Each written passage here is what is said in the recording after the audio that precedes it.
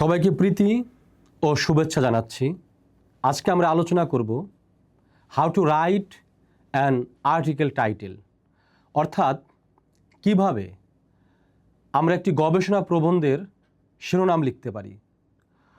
প্রথমে আমাদের মনে রাখতে হবে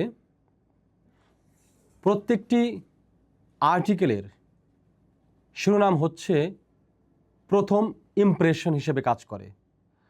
শিরোনাম যদি ভালোভাবে পাঠক বা রিভিউয়ার বুঝতে না পারেন তাহলে কিন্তু প্রাবন্ধিকের জন্য বা গবেষকের জন্য একটা ব্যর্থতার বিষয় হয়ে দাঁড়ায়।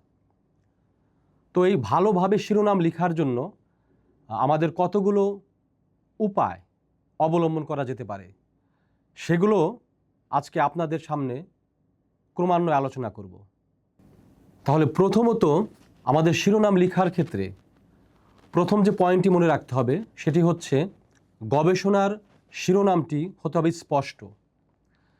এখানে জটিল কোনো শব্দ ব্যবহার না করাই ভালো, সহজ এবং প্রাঞ্জল ভাষায়, যাতে সমস্ত শ্রেণীর পাঠক বা রিভিউয়ার বুঝতে পারে এবং অল্প শব্দে।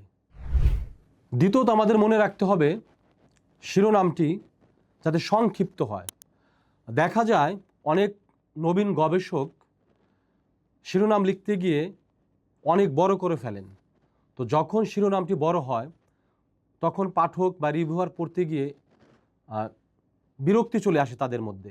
তো সেক্ষেত্রে আমাদের শিরোনামটি যতটা সম্ভব ছোট করা, তবে আবার এমনও নয় যে অনেক বেশি ছোট না, 10 থেকে 15 শব্দের মধ্যে হলে সবচেয়ে ভালো হয় এবং অবশ্যই কঠিন শব্দ এড়িয়ে যাওয়া উচিত।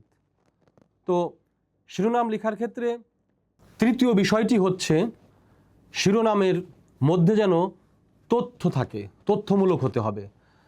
যেমন হোয়াট, হোয়ার, হোম বিষয়গুলোকে যেন ইঙ্গিত করতে পারে, যাতে বুঝতে পারেন যে কি বোঝাতে চেয়েছেন এই আর্টিকেলের মধ্যে, কাকে ইঙ্গিত করেছেন বা কোথায়, এই বিষয়গুলো মাথায় রাখতে হবে। আর সেটি যদি সংখ্যাবাচক গবেষণা হয় সেক্ষেত্রে শিরোনামের মধ্যে যদি সংখ্যার একটা বিষয় থাকে তাহলে কিন্তু আরও ভালো হবে।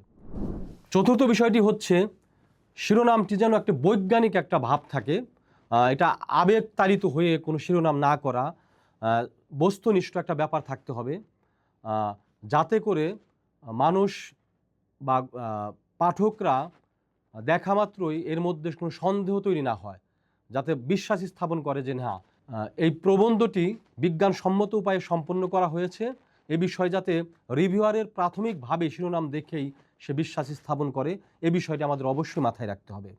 তো নবীন গবেষকদের জন্য আরও একটি বিষয় আমার সাজেশন থাকবে, সেটি হচ্ছে শিরোনাম লেখার ক্ষেত্রে কিওয়ার্ড।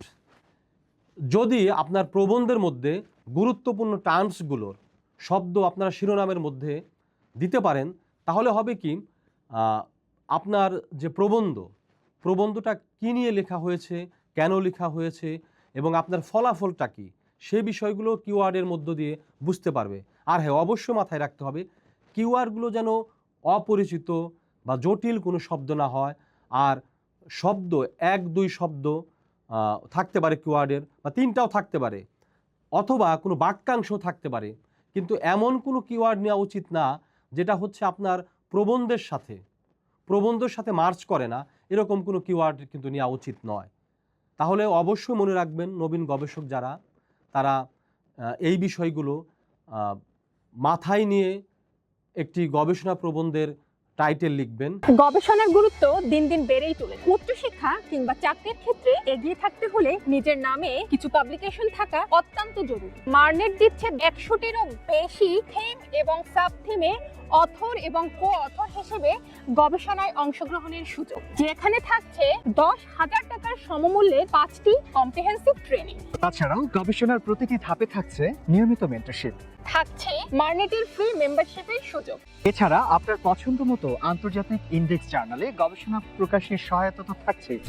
তাই আর দেরি না করে এখনই রেজিস্ট্রেশন করুন।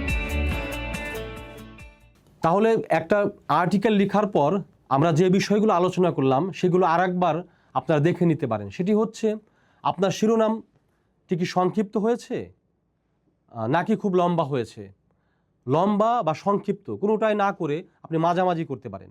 আরেকটি হচ্ছে সহজ প্রাঞ্জল ভাষায় হয়েছে কিনা, সকলে বুঝবে কিনা, অস্পষ্ট কিনা। যদি অস্পষ্ট হয় তাহলে কিন্তু মুশকিল।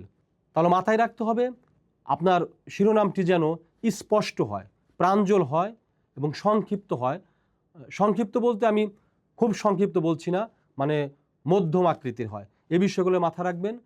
আশা করি যারা নবীন গবেষক আছেন তারা এই পরামর্শগুলো যদি মাথায় রেখে আপনার গবেষণা প্রবন্ধের শিরোনাম ঠিক করেন, ইনশাল্লাহ অবশ্যই আপনার আর্টিকেলটি সমৃদ্ধ হবে।